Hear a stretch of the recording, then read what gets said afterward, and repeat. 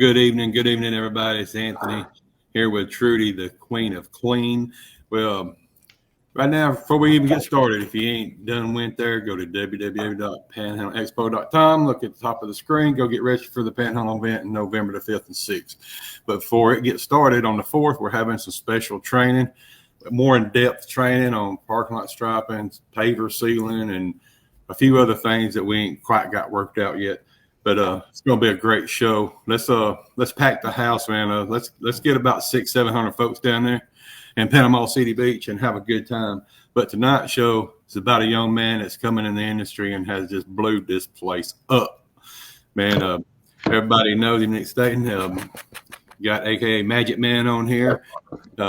We're just going to turn it over to him for a little while, and then we're going to talk about different shows and stuff if he's ever attended. I don't think he's ever been to a Panhandle show. But we're going to get him down there in November for a show. With 700 people, he's trying to work me to death, I think. And but Nic, it's nice to meet you, man. I know we've talked on Facebook backwards and forth, but seen some of your testimony stories and stuff where God's brought you from and out of and stuff. If you're more than welcome to share some of that, we're just going to give him the praise and glory for all that tonight. But man, tell us how you got in the pressure washing business and how your life's going and where you see everything. Well, I originally started, even got my drive going, was when I was locked up. We were out on work duty, and I didn't want to weed eat. I didn't want to cut grass or none of that. And one of the properties that we maintained, they ended up needing some pressure washing done on a bridge, and I acted like I knew what I was doing. And they gave me the pressure washer, and I started washing the bridge. And it was funny because when I got out, I had learned a little bit about pressure washing. And then these guys at a company called Hydropower here locally, they do industrial pressure washing, which is a whole nother level than what we actually do. And a lot of people in just a little base that we're in with like residential and even commercial, it's way different. We would get out and pressure wash asphalt plants, glue plants, and stuff like that. And the average pressure washer that they have is $250,000. It goes all the way up to $700,000. Wow. It's 30,000 PSI. And they would drop down in silos that are 120 feet. And you would just be on a little board and washing the inside of the walls, cutting 3 feet, 6 feet slabs and pulling them all out. And we did that all day long. But at the same time, I was more on the grunt work, never really got to get on the wand. And I just kept overhearing them say to the owner's son that he needed to start a pressure washing company and that they would feed him the residential stuff that they keep getting that comes in that they don't really want to do. And finally, I ended up taking my last check from that and buying a whole setup, basically 4,000 PSI, or 4,000 PSI, I think it was 4 gallon per minute, a little pull behind. And then I had a big guy, but all I would do is just driveways and patios. I wouldn't pressure wash your house. I didn't know nothing about chemicals, didn't believe in them, didn't want to use them. Somehow I never streaked up anything, never left shadows or whatever. And people were happy with the work that I did. But still, I didn't really take it too serious. And then I ended up getting into bucket trucks. And when I got into bucket trucks, I kind of died away from pressure washing because I was making 30% off of those trucks. And it was plenty enough money so that I ended up traveling around. Plus, I was still peddling in drugs and stuff like that. So I really just didn't really take anything serious and was making money, elsewhere. 2019, I ended up, or actually 2018, I had a surgery. And when I had that surgery, I actually saw God inside that surgery. And when I woke up, he was saying, Nic, like, get rid of everybody. I'm going to take you away. And I didn't really even dawn on me. But 2019, I ended up trying to get a house. And I got denied for the house that was up in the city for less than what I was actually getting the house that I have now. And it just basically put a burden over me. It was like, no, you're not good enough. You're not going to get a house. You got denied for this one. Got on the phone with somebody and they were like, try another agent that I have now. And I said, well, try another agent. I said, well, I guess I'll try the lady that got me into this rental house and see what she can do. She told a little bit about my background and stuff like that. And she was like, Nick, I know the perfect loan guy that'll help you get your house. And sure enough, they ended up getting me my house. I turned 33. I just got back from Costa Rica, got off the plane, and they said, you're approved for that house. But the thing was, I ended up moving some of my stuff already into the house because I knew the owner. Before, I ended up putting some stuff into the room. I would come down here, I'd cut the grass, learned a little bit about all of that. Got approved, went and got the keys. Got down here into this house. I was away from everybody, literally an hour and a half, 3 hours away from everybody that I knew. So nobody wanted to come visit me. That allowed me to get away from a lot of drugs and a lot of the scenery that I was hanging around, which wasn't really that great for me. A lot of people know me, but they don't know about me, because I'd stay very silent about a lot of it, and I didn't really come out until here recently about a lot of my story. But because of that, I got the house. The bucket truck company ended up tanking. And when that bucket truck company tanked, pretty much because guys ended up putting gas in my diesel trucks, so it blew up the motors. Had to have the trucks sent down from Maryland down here. Just dragged on like 3 or 4 months of us trying to figure out what was going on, what the next steps were. I kept getting pressured to get my guys back out in another truck. The guy that we were getting jobs from wanted me to pay him 10% to use his trucks. And when I got told that, I was like, well, I'll give you 10% of my 30%, but I'm not giving you that 10 until I get paid my checks. He wanted to go ahead and pull his 10% out, then send us the checks over. And I said, no, that's not how this works, because I don't know if you're screwing me over or what. Yeah. So at that point, I just said, you know what, screw this. I'm not doing nothing with bucket trucks. And I had a $2,875 that I ended up having to pay for my mortgage. I had a 7.5 interest rate, just for the fact that, I was 1099. But how I even got the house was I ended up basically not paying my guys. And they approved me of the house because it looked like that I made 6 figures. But so ended up getting in here, ended up losing my income that I had that was paying for it. And it was pretty much like, what are you going to do? What do you know? I know pressure washing. So I sold the truck, took $13,000 of that, and ended up going and buying my first actual trailer setup, which had an 8-gallon hot box on it. Still didn't know nothing about chemicals. First job that I ended up picking up was a graffiti removal for a movie scene. Well, I had to go get chemicals to remove that graffiti. By the time I show up to this job, they already had a couple guys out there starting to remove some of the graffiti. So when I pulled up, I told the guy, I was like, well, it seems like you already got somebody kind of removing the graffiti. Do you even still need me or want me to do anything?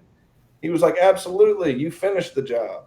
Well, then when I finished the job, I said, well, I don't think I deserve everything that you're trying to give me. Just give me part or whatever you feel like that was worth me doing whatever I did. He said, no. He was like, if we don't spend this money, then we don't get more money like what we normally would on the next movie. So just take the whole check. I was like, dang. Okay, I appreciate that. Yeah. Well, I ended up boosting that same job because I had posted about it. Well, I boosted it, spent $100 on that boost. I didn't know what I was doing again, even boosting the post. Well, I ended up just putting it towards my friends and not actually anybody else. So it went to all the people that were on my friends list.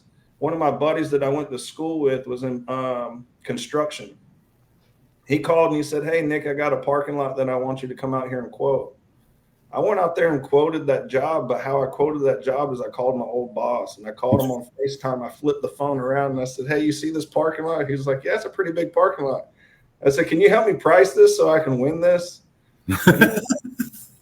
I'll tell you where we would be, and then I would just, shoot just slightly under that. It was $3,500 for us to do that whole parking lot. That same parking lot now today would probably sell for about $6,000, if not a little bit more. Let me say a bunch to join John Voigt here, Hunter Sharp, Leverage Power Wash, I believe, or Pro Wash. Power Wash has got to be. Let's see, Jeffrey Blackman's on here. John Tornabeni, Delta Hydro Clean. So hey guys, there's probably more guys on here, but they haven't posted. So, so I don't know if you could see the comments, Nick.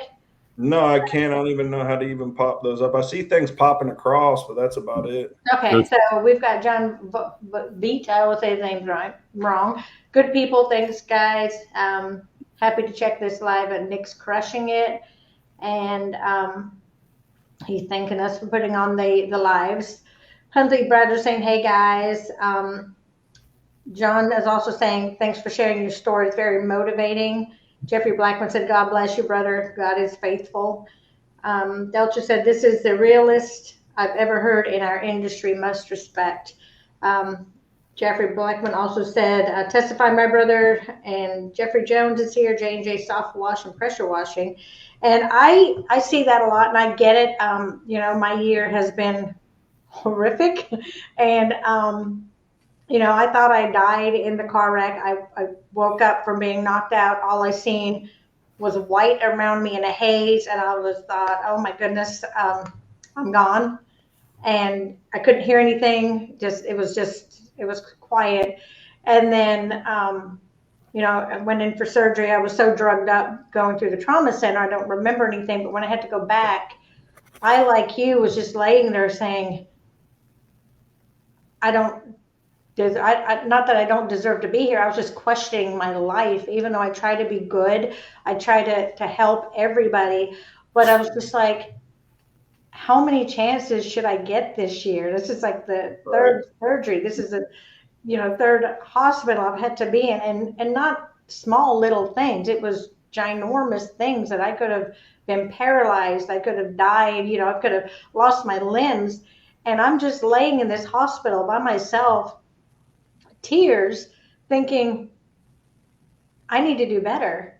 And it's crazy. And when it hurts my soul, before anything like that happened to me, but it hurts my soul when people just give other people crap because of their past. These pressure washing groups they're great information, but if somebody know something about somebody's past and they want to spread it and try and ruin their life, everybody's done something they're not proud of.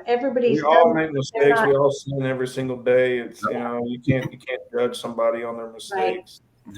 Because how they take that lesson, that life lesson, the lesson from God, and change it and make something better for themselves and better for their life and their family and for God, they're just everything. That is how you judge somebody. Well, you shouldn't judge them at all, but not from their past. Just see what they've done with that. They made a mistake. Oh no, I washed the house and changed the color. I'll learn next time. But with life is the same thing. Each path leads you somewhere, and you won't get where you're at without taking that path.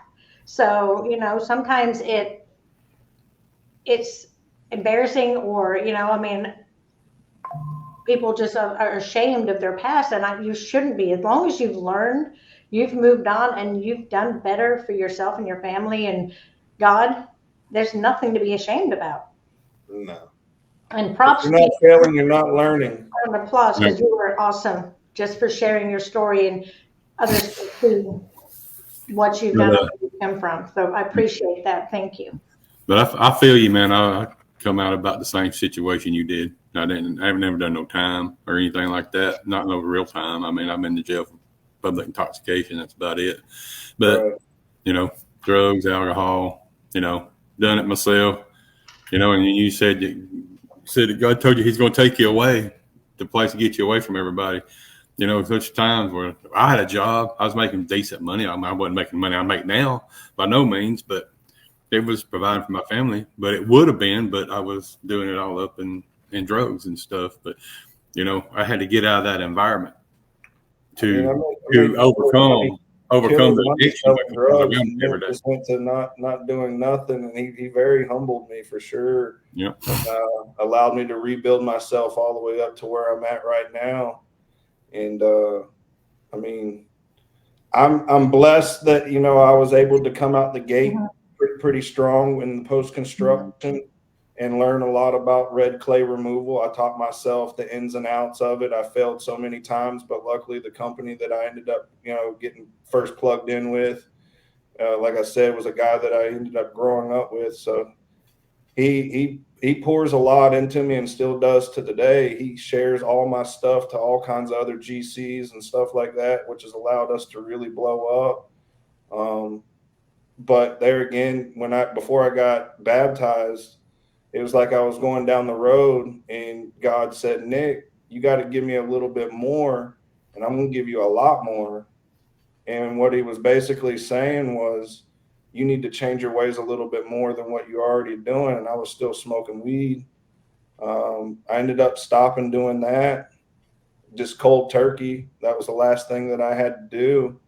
And it seems like ever since I've done that, he's literally just opened the doors in so many different ways and continues doing it, not just in business, but in my personal growth, my personal life. It's just amazing what he actually can do if you actually just believe in the person in the mirror and actually just put one foot in front of the next and zone out all the negative stuff and all the people that talk crap and stuff like that. Because at the end of the day, what they're seeing in you is they're seeing something that they don't want to do themselves, but they want to sit here and, you know, and nitpick you with their insecurities on why they didn't do this and why they didn't do that. Nick, do you have a button up there that says chat on the corner? Should be top right. Yeah. No. Huh. So if you hit chat, it'll show you. Because there's a lot of comments. Hunter Bradley said, my past still haunts me. I've been denied a lot of vendors for my DWI. Oh, yeah, I do see it up here. Okay, right. If you click it, you can read everything that's coming up. Okay, there. I was like, where the heck is all the way over the far? So Leverett's power washing right there. It's got a big comment there. So if you want to, you can read and answer questions there. So there we go. I knew we had it somewhere.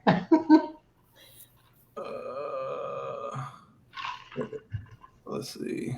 I got injured at lead factory. My 2 fingers amputated. Shit. I'm real bad at reading. I can read it. I got injured at an LED factory. Had 2 fingertips amputated. Got shit canned. Got workman's comp out of Florida when they would send $333.33 every 2 weeks. Ending up having to move. Finally got a small amount after a lawyer got 20%. Plus COVID had just started. He bought a 15-foot trailer with 4,000 PSI, 4-gallon a minute hot water unit, 300 gallons of water, and a surface cleaner. Awesome. Yeah. This insurance, insurance is bullshit, really. It is. I hit my January 5th, and I owe $82,000 from just for the hospital for my neck surgery. They haven't even touched this accident. And I was happy because medical bills wouldn't go on your credit report. They just overturned that. So now I'm probably going to have $1 million or $2 million in medical bills that my insurance that I'm paying $900 a month won't cover. So I'm probably going to have to ruin my 800 score credit and file bankruptcy because I can't pay $2 million in medical bills that I'm paying an insurance company to cover.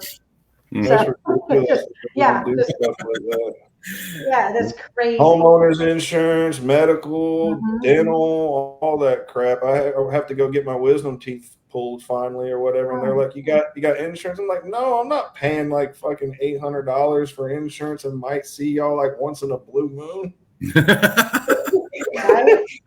She was like, well, it's $3,000 or $3,800 or whatever or something. I'm Yeah. 3,000, 3,800. That's crazy. That's crazy to pull And I'm like, yeah, but if I was to pay insurance, I probably would have exceeded that by the time that I got to this point to get that done. Yeah. So Definitely. They charge insurance like 3 times the amount. It's crazy. When I first got my first surgery in 2018, I had a hydrocele, and that doctor looked at me and he was like, "You got insurance?" And I said, "No." He said, "So how do you expect to get this done?" I said, "Pay you cash." And he said, "Well, let me go back and talk to the doctors and see if they'll even, want to do this, because normally it goes through insurance, and this is a procedure that we would probably get $40,000 or $50,000 from them." They ended up only charging me $6,000 for it, and I said, "I'll bring you all $100 bills." I came up there to do the surgery, brought him a stack of cash, and he was like, "You weren't playing, were you?" I was like, "No." And he was like, "All right, let's go back in this room and let's all count it." They brought like 4 doctors in there and made sure they counted it correctly. So if you had to give somebody advice that was getting into the industry, what would your advice be to them? How would you direct them in? Say if I was a new guy and I was coming in and I ran across you on the street, you out working, told you I was interested in getting into pressure washing. I would honestly just start off small. Mm-hmm. I don't understand why a lot of these guys go in head deep with all this stuff, and then they sit here and complain about how they don't have jobs and don't have this. But if you would just start off with just a pressure washer, a surface cleaner, maybe a downstream injector or something like that, and actually learn the fundamentals of everything and put yourself out there and just grab some driveways. Maybe I honestly would just start off with driveways and some porches and stuff like that, and kind of learn a little bit about SH and how to use it before I go putting all that on someone's house. We've got a few comments. Jeffrey Blackman said, "Amen. Love you guys for being so transparent. This industry needs more of this. Great show." Carlos Hinton said, "Everyone has a past. Let's just learn. That's just it. It's the past. Learn from it. Push forward." John White has a question for Nick. When did you get into social media, and has it helped you grow your business through an organic reach in Facebook? I'm the organic king. Everybody else likes to pay for ads and stuff. I ain't paid a single penny for a single ad, and did $372,000 last year without paying any kind of money towards any ads. Just had a website built this year. Honestly, you just got to be an authority in your area. You've got to put yourself out there. It's kind of like building a machine. And once that machine gets built, it's got gears. You got to keep the gears oiled. So in 2021, I noticed that I did the same revenue as I did in 2020, which was $84,000. Where in 2020, it was basically 6 months that I had made that. And then in 2021, it took the whole year, and I made $84,000 again. And I said, "There's something wrong." Well, I ended up joining an entrepreneur group called Apex. And when I got into that group, I learned a lot about organic marketing. And I basically just started putting myself out there with giving stories. And I don't just flood my page with just pressure washing, because if you flood with just pressure washing, then your audience is going to get burnt out and tired. And I don't want to pay attention to all that. So that's why I've given my story out the way that I have. I'm just very authentic with the way that I say everything, very transparent. I don't care what you think of me. I'm very confident in what I actually do. So all that speaks volume to a lot of people. Yes, but by me being consistent and constantly posting, Facebook has also paid me to turn around and make content, whether it's just posting, whether it's my stories, reels, all that stuff. But what I'm getting at is when you become an authority, everybody will start noticing who you are, and that's where your brand awareness comes into play. If you ask me who pressure washing companies are around here, I probably can't tell you, but maybe a handful of companies, and it's companies that we actually collab with or companies that sub us work. Other than that, I don't focus on anybody's stuff, but yet everybody knows who I am all the way across the United States. See, you know me. I'm the same way. I built the brand, the face, I put it out there. And then when I post something, I do the birthdays, I do different Right. things that's not just pressure washing related, not just educational related. But then I'll post something and somebody will get on my butt like, what's this got to do with pressure washing? I'm like, nothing, but this is my personal page. So I mean, I can put my grandbabies out there if I want to, but you know, like they get mad at me for not posting pressure washing stuff. And then, which is funny, but yeah, as long as you, like you said, they know who you are, you've got to be. Because you're building that like and that trust factor. Yeah. So by me putting myself out there and people seeing it, I've already got the like and the trust. Yes. Then I turn around and post and show that we actually get jobs done. And I post a story about how we even got the job or how long it took us to do the job or whatever the case may be. Now I'm turning around and I've basically got the like, I got the trust. They know that I'm going to get the job done. So now other companies call and they're like, hey, Nick, this is more up your alley. We want to give you this job or we want to sub this work out to you. And honestly, my phone rings every single day with something. There might be a couple of days here and there that I don't get anything, but for the most part, I'm either getting a message on Facebook, I'm getting my phone's ringing, my business lines ringing, and it's all people that just want to do business with us. We literally didn't have any kind of publicity going out with like Google, my business page, a website, any of that stuff until about 4 months ago. The guys that took over my stuff and built out our website was like, dude, the website that you do have, it doesn't even rank nowhere. So nobody's ever seen anything. And then they were like, you're on Google, my business page. And yeah, you've got 60 reviews, but at the same time, you're ranked 28. So nobody's going to ever call you when you're ranked 28. So now they've got us ranked number 1. Our website now is up there. People are starting to see the SEO that we've got in place. And I'm now picking up jobs from that. Like, I literally had UPS call me earlier today, and I said, "How'd you hear about me?" And he said, "I just looked up on Google. You're up there in the top rankings, so I decided to call you." So that's what I was getting at. It's not getting customers. You don't want to get. You want to build the relationships. You have repeat. Yes, business. Relationship is very key, especially in commercial. That's why a lot of people I see all the time, they're like, "I'm not landing commercial. I don't know what I'm doing. I'm walking in." And they're not accepting me. And it's like, well, first off, you're not building that relationship. Right. And I can't tell you how many times that I get told no, but I turn around and follow back up. I'll show back up. I'll just go into their business and buy something or whatever. I'll have my jerseys on. And next thing you know who I am. They see my truck everywhere. Take them donuts, pizza, something in their office. I mean, you got to find a way to stand out. You got it. You got to get in the door. I mean, you know, it's just the way life is, and you know that's me. When I landed my first McDonald's that we used to do, they went off monthly and everything. You didn't take a McDonald's, did you? And I took a Burger King. And I went in there in the little town we lived in, and every time I'd go in or I go through the drive-thru, I'd give them a card. Yeah. Right. That's what I speak did. To the manager, give him a card. If I don't speak to the manager, I say, "Will you give it to your manager?" We clean drive-through sidewalks and stuff. We clean commercial buildings and stuff. I like to tell y'all's business, you know. And it was about 4:30 a.m. one morning. My phone goes off, and I look at it, and I didn't know the number, and it said, "This is Tammy from McDonald's in Arab, Alabama.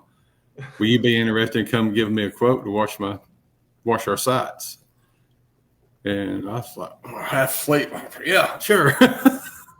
And went and priced it. Got the job. They had, I think they had about 11 of them, and we was doing them monthly, and then we do them every so often. Every fun they have their inspections, and you know they kind of fell off. And then I got another McDonald's thing. This has got like 22 locations on it. Nice. Oh, nice. Here. So I'm trying to get them on monthly, but I do their yearly thing. If they have 2 inspections a year, I do them there. It's a complete wash down. You wash the building, sidewalks, dumpster pads, everything, spray the parking lot off and everything, get everything clean and everything like that. But same thing with that company. They're in a different location of Alabama. So when I'd go to that town, I'd go into the McDonald's and I'd give them cards and stuff. And I ran into one of the managers one day, and she said, "I tell you what I do." She said, "Their office is right down here." Right. She said that's to be the best time for you to go is right now because I think all of them's there. Nice. And so I hopped in my truck and I went down there and I walked in like I owned the place. I told that lady who I was and what I'd done and everything and gave her cards, everything I had that had my business name on it. Even his shirt. Even took off his shirt. No. I said, can you get somebody to call me and let's talk about getting y'all stores clean? Right. Nice. And she said, I sure will. And about 3 or 4 days later, I got a text message, a phone call, and we've worked out a price, and they've been on like it is. And now we're picking up apartment complexes to redo them. Got some in Alabama. They talking about sending me to Chattanooga to do. And so it's not really a matter of what you know. It's a matter of who you know. Who you know. And you've got to, like the little slogan. You got to get face to face with them somehow. You got to figure out. And it's like, I do a lot of gas station work too. And everybody's like, how do you get them? I've been trying to get so-and-so in my town and they won't even talk to me. Well, most people don't know that Patel that runs that store, he don't own that store. No, that person at the desk, that's what I can't think of his name off the top of my head that does the gas station trainings. Carlos? Carlos Gonzalez? Yeah, I went to his class thing or whatever, and he spoke it very well. Is that person at the counter, if they was to get your card and go up to the next person up above them and try to give that information, then they're going to be like, go back to the counter and go to work. Yeah. So there's like 4 rankings or whatever, and you've got to get to like at least to the second and the first one somehow in order to even get anything. So like when I go in you there, got to get the owner show up. Well, the owner will be here at 12 o'clock. All right, I'll be back tomorrow at 12 o'clock. So he may own like their stuff, but he may not own that store. Yeah. Right. When you're dealing like with down here in Alabama, and I know in Georgia, they got race tracks. Race tracks. That's what I'm working on right now is racetracks. I am too. The ones over in this area. So maybe we can link up, man. We get some work together or something. Hey, the people that they have that do it on a regular basis in-house, they suck. Yeah. Oh, yeah. I do videos all the time. Let me, real quick, before we get going again, is Jared is watching from Malaysia. So, hey, Jared from Malaysia. That's crazy. Leverett said, yeah, they've got a background myself, bro, 100%. Derek, I guess he's joking with you. Said, Nick, you're high as a kit. I think he meant kite, but Derek Goncalo. I don't know if you know him. Good again? Derek Goncalo. I don't know if Alana can put that up there. He was joking with you. He said you're high as a kit. I'm not high. I ain't even smoked in 2.5 months. So Wilson Hoare said that's how America works. Pressure wash. All I see is pressure wash. I'm not sure who that is. He has 100,380 square feet of post-construction to clean. This is the biggest job for me. I only have a 4 gallon a minute, but can rent a 5.5 gallon a minute. How long would something like this take? It is post-construction. I wouldn't like to put any high pressure on that. Would you guys? Post-construction, you gotta ask questions a lot of times, whether how old that concrete is. Another thing that you need to pay attention to is it getting a lot of traffic on it or not. When I got out of jail, that was another thing that I did was I ended up working for the city of Sandy Springs, which we pretty much poured concrete and poured asphalt. So I learned a lot about concrete in that little short time that I worked with them. So when I actually got into post-construction and started doing red clay removal, I knew a lot about it. You got to pay attention to the way that the concrete is swept as well too. And you want to go a lot of times with the way that they sweep the concrete, especially on big truck pads and stuff. That's why a lot of people end up edging and making lines and stuff in it, is because they go against the grain. But yeah, you don't really want to use a whole lot of pressure. The only time that we've ever really got into where we use all the pressure is with the zero turn, because I can lift the pan up and down and it's more spread out instead of direct down. Like your traditional surface cleaners, they sit too low to the ground. So that's the reason that a lot of guys are edging concrete and messing it up. Yeah. Another thing is when we had our driveway poured, it was August, It was Right. 100 degrees, so they kept putting water on it. So it was such a thin mix that, I mean, my husband decided to drive one of the cyclones and do donuts on it, and I was so mad. Yeah, you can pay attention to if it's watery or not as well too. You can take a look at it and see how it like actually looks once it's dry. If it looks like it's kind of splotched up, that it used a lot of water. If it looks real clean, then that's some pretty thick concrete right there. Okay, we got okay. Jared Swan said, "Yo, sorry I'm late. Look at this room full of legends. Thank you." And then we've got Ron Musgrave, Pressure Washing LLC, because it's new construction. You can use the fire protection as long as it's prior to COO, Certificate of Occupancy. I don't even know what that means. Me neither. Okay, so Chris Bergner said, "Hi, Anthony, Nick, and Trudy. Champ is here. He said he is tired from working, bro." That man's a killer right there, Champ. Yeah, yep. Dude, he is all over the place. Every time I turn around, he's posting something huge on my comments or whatever. Yep, I see him all over the place. Oh, I think he's going back. He's going back from when what Derek said is like, you're tired from working. So then hub stores or key is what Jeffrey Blackman said. And then we got Mason Haynes saying, "Love all you do, Nick. Keep it up." So awesome. I'm loving this. I'm loving why Anthony and I wanted to do this. It's called Clean Humor, but we want it honest. We want it legit. I don't know everything. I mean, I've been in the industry for 20 plus years. I don't know everything. And I will not pretend to know everything. If you ask me a secret, you won't never know everything. I know I won't. I love learning. The moment that you feel like you know everything is the moment that you stop growing. Yes.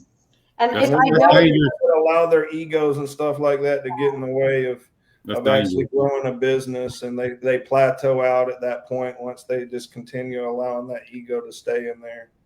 So, we wanted to do this show just to be open, to be honest, to bring people like you that aren't selling anything. We're not selling anything on this show.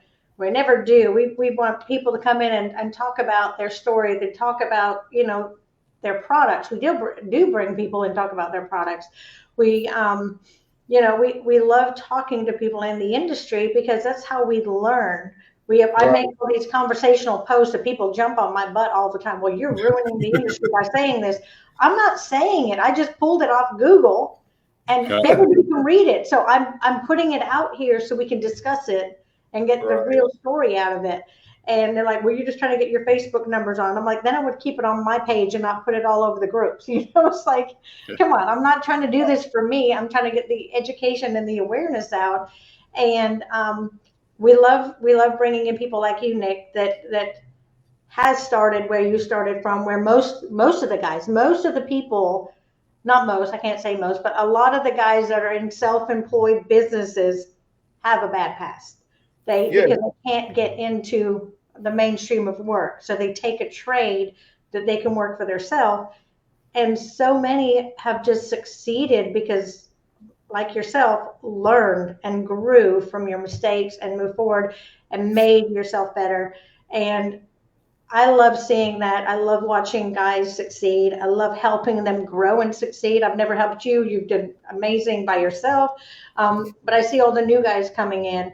And, we've got guys like you and Anthony and Champ and Jeffrey Blackman and all these guys out here that feel the same way that we do, that just want to give from our hearts and from our experience and not try to sell you a bunch of BS. I don't have a book to sell you so you can make $1 million.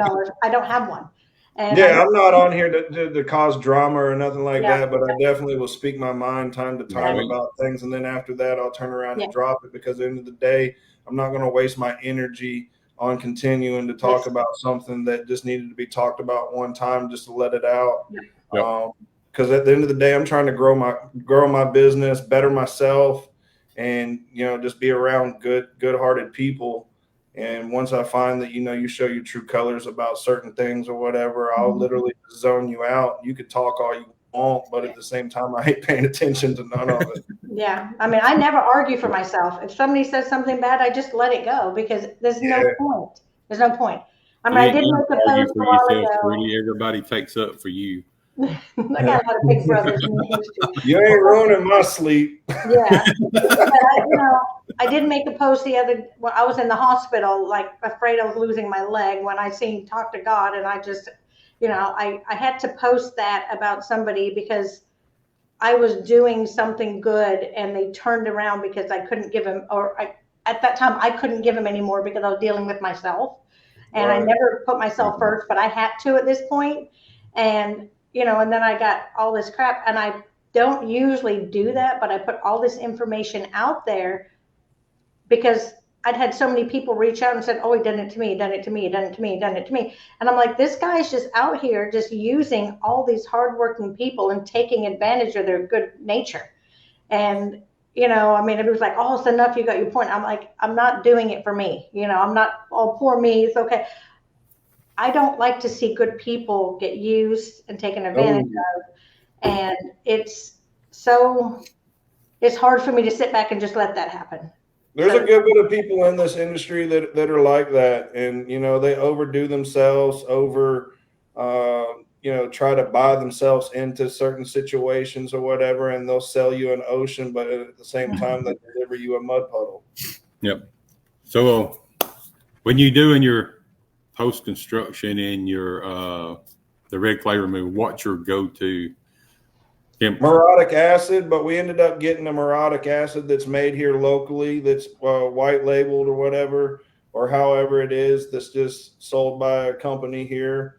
At first, I was using One Restore and all of that, but it costs way too much to try and do a job. You're not going to want to pay $38 a gallon to go out and do some post-construction, where we pay $10 a gallon, which allows us to make more money. And at the same time, you're diluting it. And then sometimes you got to kind of go stronger in certain situations. But muriatic acids are go-to for a lot of post-construction stuff. And then sometimes you don't even have to use any chemical. You just got to kind of play around and see what needs to be done, because there again, if it's really new and it's only 3 months old and it's just barely got some stuff on it, or they've just been tracking back and forth, a lot of times you can just hit it with low pressure and it comes right off and looks brand new. Yeah, that's what's going to be my next thing. I know you said muriatic acid. We don't want people to go out there and just buy it and just throw it on somebody's. Don't go buy that muriatic acid from Walmart. I'll tell you that. I've actually had a guy here recently that hit me up and he said, hey, man, I got an oil stain on the driveway. And he ended up using muriatic acid to try and get the oil stain up and left it on the driveway. When I got there the next day to get the oil stain up, it was so bad that literally it ate the whole cream top off of it all the way down to where it looked like gravel almost. And I pulled up and I was like, what the heck is going on? I called him on the phone and he goes, I just put this paver cleaner on there. I was like, was it acid? He's like, yeah, it's acid. I thought it was good. I was like, no, dude. I was like, you just bought somebody a driveway. Muriatic acid, like, you don't want to leave it for one. Another thing is you don't want that to touch your skin in any remotely way, because that shit will burn. I've actually had a burn spot in my beard where a little speck just literally went into my beard, and I'm sitting there cleaning and working. Next thing you know, I'm scratching, and I'm like, man, I got up to the mirror and I was like, what the hell? And it brought the blood up, because basically what it does is it brings the calcium up to the skin. Mm-hmm. I mean, there's some that can eat your skin right off. It's crazy. Oh, it'll eat it down to the bone. Yeah, they can eat the bone. So, with that being said, that's what I'm trying to get. We lost one of our trainers, and I'm really wanting to get somebody to talk about chemicals, because I had a gentleman that messaged me, and he's like, hey, I bought this chemical and I told him how to use it and it worked great. But then they use the same chemical with the same strength, the same dwell time on a polished stone. Right. Okay, the finish of this stone is gone. Yeah. And it's like, well, each substrate's not the same. You get a porous substrate like pavers or concrete. It's not going to be the same as a polished stone. And a lot of them you can't mix. You don't want to mix none of that with anything. Right. And then another thing is there's concrete muriatic acid, and then you've got like MND 80 or whatever it is. and that's more for like new mason and stuff like that. But yeah, there's different things and different levels to it all. And then it also comes down to actually getting your ratios right, not using it so strong. You don't have to like pour it straight on there. Like literally when we clean a lot of stuff, let's just give it, for instance, a 1 gallon pump up sprayer. And the 1 gallon pump up sprayer is like really full. You only want to probably use maybe like that much actually morotic acid, and the rest of it will be water to that gallon. Maybe. So like 1 to 10 or whatever it is. And next thing you know, it's coming up really clean. And if it's not coming up clean, then add in a little bit more, but don't go straight into it pouring half the jug in there. That's the thing with all these chemicals. I mean, people buys them and you know, I've heard Trudi last year when Trudi and Ron did their shows and stuff, they talk about chemicals and stuff. And the thing people don't realize, I mean, it is expensive. I mean, you go buy F9 product and, you know, you use 2 or 3 gallons on something. I mean, you chunk some money out, and you know, you got to learn how to. You got to learn your ratios and how to use it. Just don't go out here and buy the chemicals and just go out there and say, "Well, I'm just going to throw it out there and you're hope." wasting it at that point. That's why everybody says that it costs so much, is because that's what they do. They don't literally understand the fundamentals of actually putting some water in there with it and getting it right. And it actually works better when it's mixed right. You know, you're not out there screwing up something. You're not wasting a lot of money. And, you know, if you hit it with a straight 12.5%, that's not going to clean every stain. No. And SH is not used for every single thing. Exactly. Well. There you go. People yeah, 12.5. Just hit it hotter. Just nuke it. Nuke it. It's going to work. You're going to oxidize the living shit out of someone's house. So I said stronger is not always no, good. it isn't. I probably get minimum a day. I get minimum four chemical questions a day on what to use, how to use. I mean, I've been through it all. Back in the day, we didn't have any forums. We didn't have any Facebook. We didn't have any YouTube. It was trial and error, and we learned that way. So, you know, if you have a question about a stain or a question about strength or what to use on it, you know, just call somebody that knows. Call somebody that's been in the industry a long time. Reach out to I got EcoChem. Oh, wrong there. There we go. EcoChem. You call them, you send them pictures. They will guide you the right way.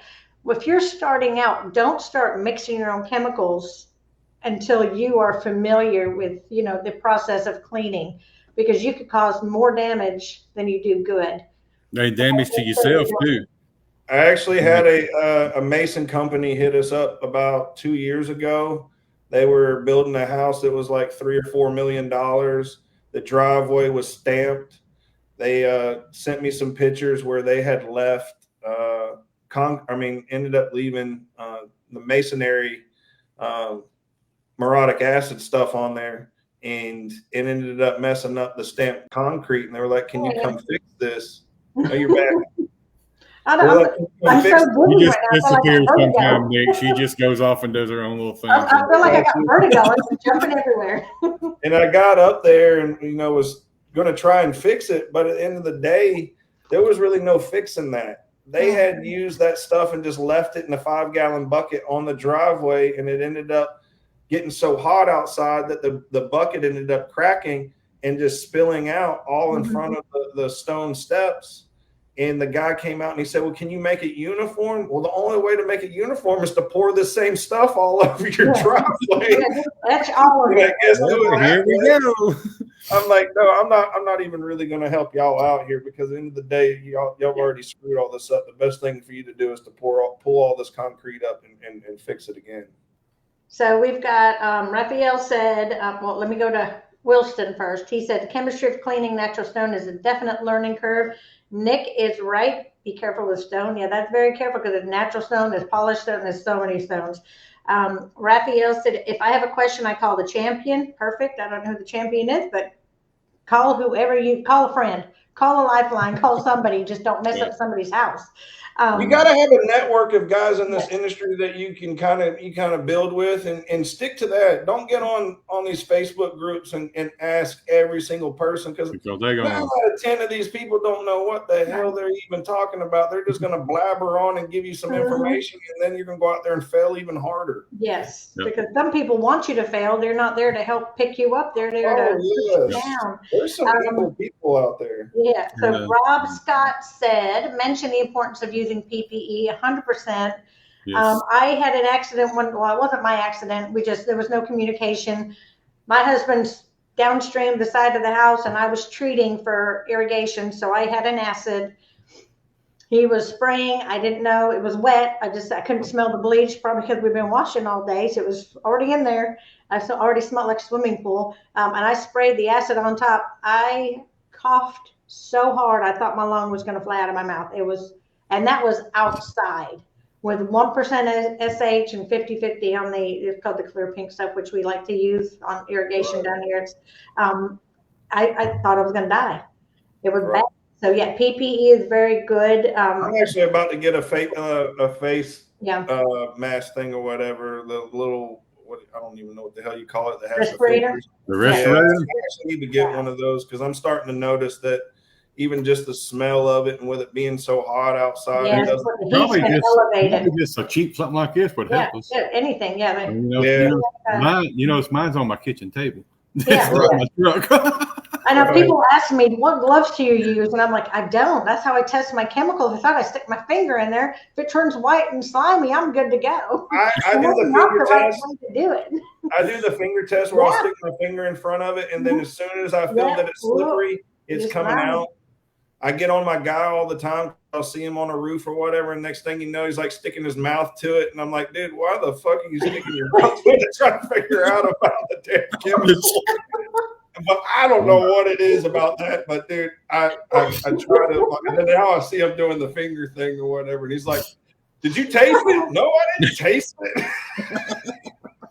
Well, I think that's why most of the pressure washing people didn't get COVID because we're all inhaling all that chlorine. Oh my goodness. Okay, so let me go back to the questions. Okay, so you can blow stuff up. I poured acid into my bleach and used my X-Jet instantly. Oh, that's mustard gas right there. Yeah, that's what I did. And that's not the only thing. There are chemicals like green ox, which is the only chemical so far that I have found to work on the paint issue, but it pressurizes itself. So if you leave it in a pump up without releasing, I always take the top off mine because it's going to keep pressurizing, and in the sun, it's just going to keep getting, and you're going to blow up your pump up. So, you got to know your chemicals just for anything. I learned something tonight. I didn't know that. Using that stuff. I still got like 10 gallons in my back room over there from 2020 or 2021. And I mixed it the way that they said to. And I went outside to go clean my well house. And I don't know if the well house wood was just old or what the deal was, but it ended up making it look like it was just like splintered everywhere. So it's like any other cleaner. The cleaner is going to dry out. It's going to pull the moisture from the organics out. So if it's old wood, it's going to splinter. It does lay down eventually, but like there's a video on our YouTube where we have this old nasty fence in the back and you spray it cleans it, but then it does fur, but it's going to be that's what it did. It left like a fur coat over the top of it everywhere, and I was like, well, I'm not using that on someone's house. Yeah, well, I mean, it's not because of that, but the natural I just gave you a fur house. That's all I got. The natural elements. Like, my damn wood's got a fur coat now. Yeah, I know, right? No, but the natural elements are going to break it down and fur it also. So it's just that mildew is just keeping it all compact and keeping that moisture on. When you remove that, you pull the organics off, and when it dries, it's going to dry out that wood and fur it up. I haven't had that happen a lot, but I have on our really old fence. So it does. Okay, Raphael said it all starts with common sense. You try a little bit, example on certain. Okay, yeah, test. Perfect. I say test. Test. Yes, common I think I say that 20 times, 30 times a day. Okay, so it's all common sense. Yes, it is. Most people ain't got Michael that. Berry, hey Michael, welcome. He said, "What is the best to put on red clay?" I know you said you use the Muratic, right? Yeah. If you were a new guy starting out and not comfortable mixing your own chems, what would you suggest for them to work with At a on Walmart store. when restoring? Water Restore seems to be the most dummy-proof stuff out there. I've never really had a problem killing any plants, none of that stuff like that. It's when you actually get into, some other types, especially the kind that you would buy from Walmart that's in the white bottle that just says Morotic on it. That you're definitely going to, mess up some stuff. And another thing you got to take into consideration is when you use Morotic acid on concrete, you are literally edging concrete anyways. Yeah. You're taking off that first top coat of it, and that's how it ends up getting the red clay off. You use too much, you're taking way too much of the coat off. And then you also want to make sure that you test a small spot to make sure that you're not leaving lines going all the way across because of your dirty tips or whatever the case may be. And then also a lot of times you've got to wand the whole thing and not even use a surface cleaner. Yeah. Awesome. We've got some more questions. Everybody's got questions now. Okay, so Jeffrey Blackman, that's why it's important to attend shows like the Panhandle event. Thank you for the shout out, Jeff. Education is the key to wealth. The more you learn, the more you can grow and the more you can make. Yes. You're out there messing up, you're replacing plants, repainting. You're not making money. You're not making money, you're spending. If you don't know what you're doing and you got a big job, don't go risk that big job not knowing what you're doing. Literally find somebody that's really good at that particular niche or whatever, and then just invite them to come out and give them some of the money, collab with them, and learn first, like hands-on, how to actually do that particular job, so that when you actually go on and continue grabbing those type of jobs, that you can start doing them yourself with your own company and things like that. Because if you're doing an apartment building, just say you got a bid to do an apartment building, you get this bid, you win it, and you're doing the job and you mess it up. There's association meetings for all these apartment buildings. I've been to them. They talk. They talk. So you know what? If you did an apartment building and you screwed it up, guess who's not going to be called to do any other apartment buildings? You. So there's property managers, they have their associations, they have meetings, they all talk. So if you have a job, especially a big commercial one like that, find somebody that can help you, somebody experienced, that's got the equipment, that's not going to take you, it might take you 3 weeks to do this job. You collab with somebody that's got the equipment, you can get it done right, get it done quick, and guess whose name is out there? This guy did a good job. It's going to be yours. Yep. So, and all it cost you was a little bit of money that you weren't you wouldn't have had anyways if you did mess up. Exactly. You're just taking a little bit of your portion and you're giving it to somebody. You're learning something, and you're going to go on and you're going to make even more money. But if you turned around and didn't do that and you messed up, now you're not making nothing. Well, you're losing money because insurance might not even cover it. You never know. Oh yeah. I know what it was when we landed this apartment complex we just done. I told the guy, I said, we'll do it in 4 days. I mean, it's simple. I mean, it wasn't that big of a deal. But, man, when the closer it got to Sunday night, I was so nervous. I was nervous driving to the job Monday morning. And one of the guys was riding in the truck with me. He said, what you nervous for? He said, you do this shit every day. He said, this ain't nothing new to you. This is what we do. And I was like, yeah, but it's just a big job, I guess. And I was trying to let it intimidate me, but actually we got out there. I guess it was just getting everything started. Everybody started, and how we was going to get this place clean in 3 days was my biggest worry, or 4 days. And then we winded up cleaning it in 3 days, about right at 30 hours, I think, in 3 days. And everything turns out great. So he was so stressed. He called me Wednesday. I'm like, "Are you ready for tonight?" I'm like, "Yeah." No, I'm not. My mind's ready for tomorrow night. We were on our way home. I was still wound up. I was like, "Hey, you ready for tonight?" And she's like, "What?" I'm like, Wednesday. Okay, so Wilson, I guess he's commenting on your guy that's tasting the chlorine on the roof. He said he must want white teeth.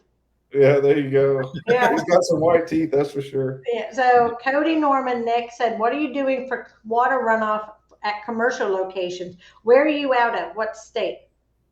I'm in Georgia. Georgia. Okay. So and how we protect the runoff is literally like a lot of concrete's backed up to asphalt. Mm-hmm. You need to work in smaller sections. You need to turn around and keep all of it rinsed and literally wash all that runoff down to a drain or down to a curb line, because the moment that you leave all of that stuff there and just move on and it dries, you think that concrete's porous. Asphalt is even more porous. It's like a sponge and it absorb all that stuff. And I've messed up so many times. And even here this year, we went up to Tennessee to go do a big old truck apron. Yeah, we got done in 3.5 hours, and it was done at night. So the sun wasn't even out. But we didn't even think about washing all the stuff down all the way down to the drain. I got all the way back home, which it took 4 hours to drive there and 4 hours to drive back. I get a call from that project manager, and he's like, what the hell happened to my parking lot? And I said, well, I didn't know. It's just dirt. And literally it was white streaks going all the way down. I'm talking about 700 feet. So I said, you know what? I said, me and my guy will be back, and we'll be back up there in the next couple of days. I took the 0 turn up there, and I just started riding on all the asphalt, cleaning that whole damn thing. And from there on, we'll never, ever leave any type of runoff, whether it's chemicals or non-chemicals, on asphalt, and we'll make sure that we wash it down. And I'll start charging them more. So that's what I told them on the phone. I said, well, I didn't even charge y'all for an asphalt wash down. But from now on, if there's concrete and then it backs up to asphalt, and I know that it's going to touch onto that asphalt, I'm charging you for the concrete, and I'm charging you for the asphalt to be washed as well too.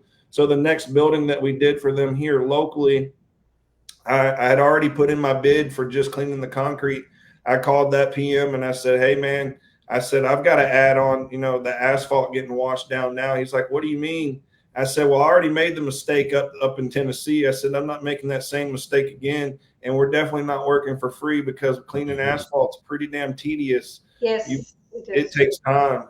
So I said, I'm going to have to add on a fee for this side and a fee for the other side. And he said, all right, that's cool.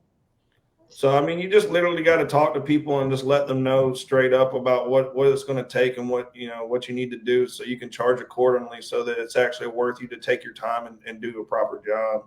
And also make sure before you take a commercial job, find out what the regulations are for wastewater.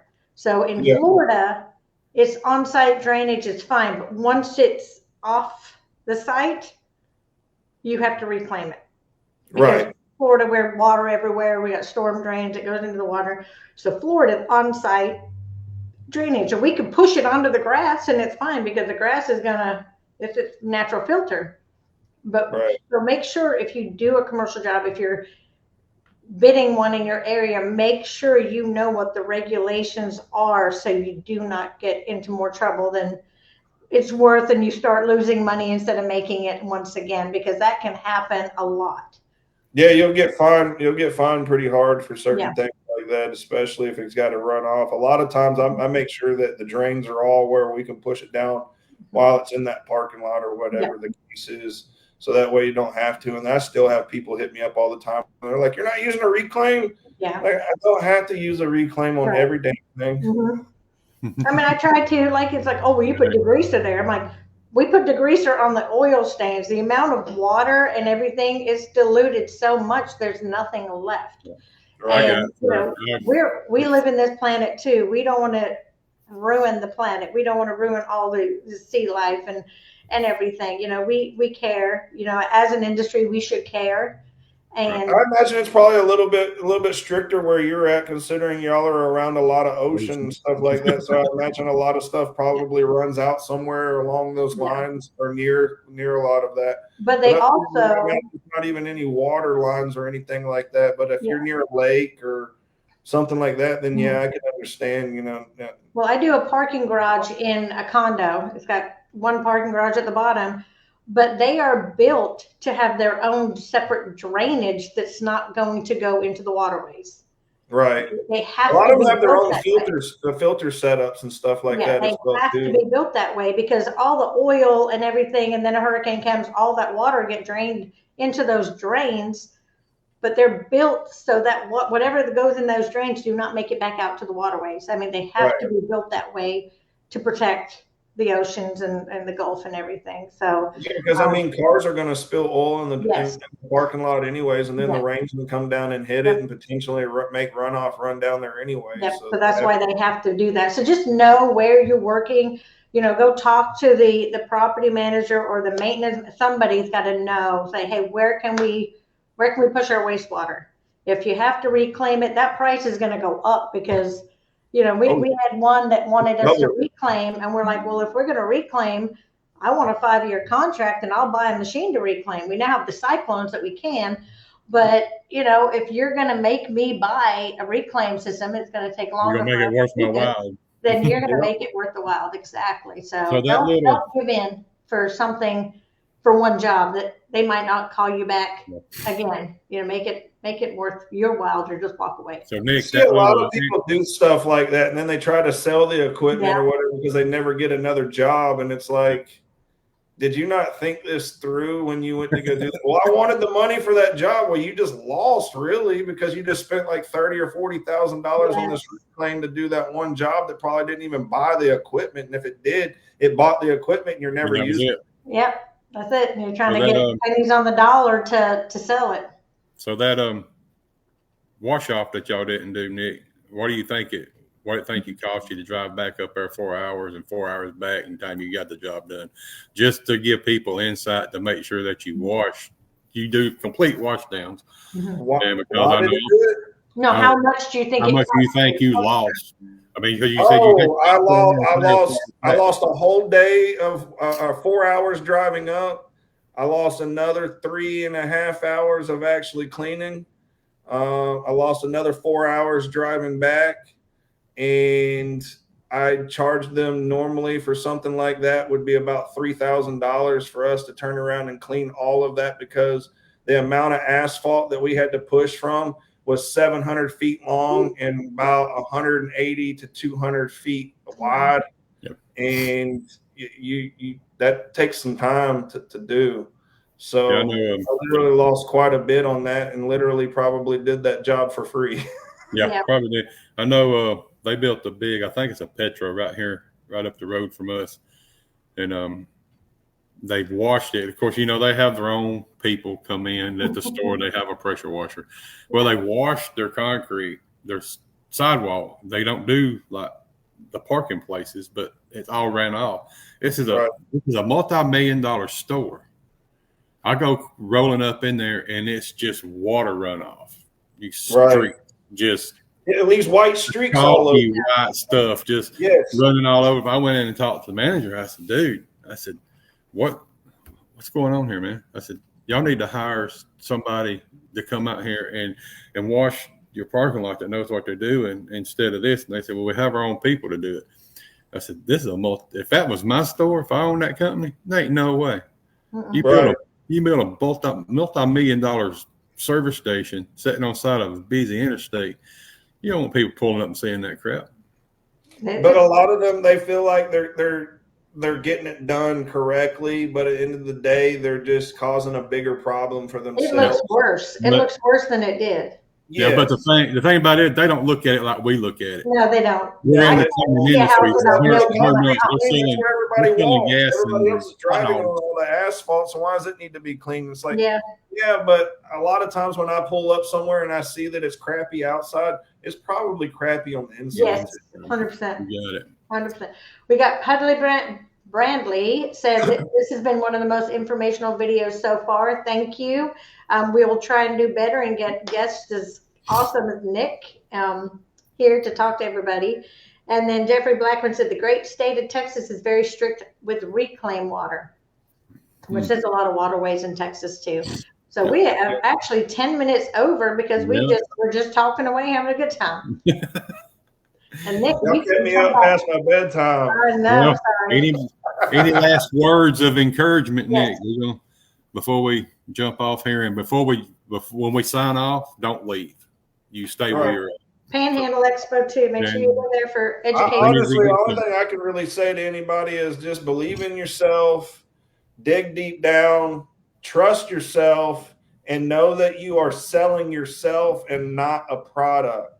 The moment that you realize that you are not selling that trailer, that flatbed, that skid, that equipment, that's the moment that you are really going to start landing some jobs, being transparent with your customers, being authentic, not trying to lie to them and fake things. Literally just speak about the processes and give expectations on how things can be done. And then at the same time, I much rather give them an expectation and give them the idea that it might not come clean, and then get it clean and give that wow factor instead of saying, yeah, I can get this all done and it'll look immaculate, and then it doesn't. Then they're like, well, fuck, I'm not going to go tell nobody about you. Yeah. And perfect example. I always tell people, show up professional. And that doesn't mean you have to have an 8-10 gallon minute machine. You don't have to have a P40 or 45 to be professional. Show up, be, I can't think of the word, but just be, proud of what you do. Show them what you do. Tell them what you do. Don't show up and, holes in your shirt and whatever. You can show up with a 2-4 gallon a minute machine. Be professional. Sell yourself on what you can do. That's being professional. It's not what you have. Right. And I tell it's not a matter of what you have. You just get the equipment to be able to help yourself out to get those particular jobs done faster or more efficient or whatever the case may be. But at the end of the day, you're selling yourself. You're not even selling a product. The moment that people start liking you and trusting you and feeling confident with you, that's when you're going to start picking up more jobs. But if you're going in there and like, well, look what I got, I can do the job. They're like, I don't care. Joe down the street will show up with his little pressure washer in the back of his truck and get the job done. Yeah. Exactly. Well, if you guys, great show. If you guys haven't registered, Panhandle Expo, November 5th and 6th, we're going to have some extensive classes on the 4th. We're going to be setting up the showroom between 1 and 6, and we're going to have classes outside for more intensive classes. Website right there. We'll keep updating the information as we get it. We're nailing down trainers, speakers, suppliers are going to be signing up. So we'll update it as we go. So if you haven't registered up there, who doesn't like being in Florida in November? I mean, I like being in Florida all year long. I'll probably end up coming down this year as long as Christmas lights doesn't completely saturate us and make us I want to get a Christmas light train. They're always busy. They're busy. Let's hit it. Let's go to panhandleexpo.com, get registered for the event in November. Let's turn out, support Trudi and the Panhandle Gang and everything they do for the industry. Hats off to you, Nick. Glad to meet you. Hats off to you too, man. And stay strong, man. Stay strong in the Lord. If you need anything, just give me a ring. I'll send you my number on Messenger. You can reach out to either one of us. We're here for you. And anybody else out there. That's what we're here for. And don't get mad when somebody doesn't respond right away. They'll get to you when they can. Yeah, they will. Like I said to your message one day, it took you 3 days to get back to me. I'll have people that'll send a message. Next thing you know, it's got question marks on. Oh my gosh! Like, hey, man, you didn't answer me. Like, dude, I've got shit that I'm doing. Especially since I separated my business line from my personal. I have people that'll call my personal now or whatever, and it's just like I just won't even pay attention to it because I know that it has nothing to do with business. And literally, they'll put question marks all on the shit. Yeah, it's like, I hate the question marks. Already, and it's like, I'm not ignoring you. I'm busy. Yes. Question marks drive me. It's one of my pet peeves. Don't send me a question mark. Yeah. Now Anthony's going to be sending me question marks. I know it now. Should not have said that. So anyway, thank you guys. Thank you for a great show. Thank you for our audience, and I hope everybody can get something from this, some takeaway, and hope to see you November. We're all going to be there. Hopefully Nick can be there. I'm not pushing you because I know Christmas lights. I'm gonna do my best to get down there. I would love to come down. I haven't been down there yet, but I would love to come down and check out what you got going on for I sure. won't hold you to it because I know you might be busy. And but anyway, thank you for a great show, very entertaining, and got to learn more about you. And Anthony, thank you for being Anthony, just like you always are. I'm just me, man. That's all I am. All right, guys, stay humble and hustle hard, guys. Have a great evening. Peace. Peace out, y'all. Sipping on straight glory.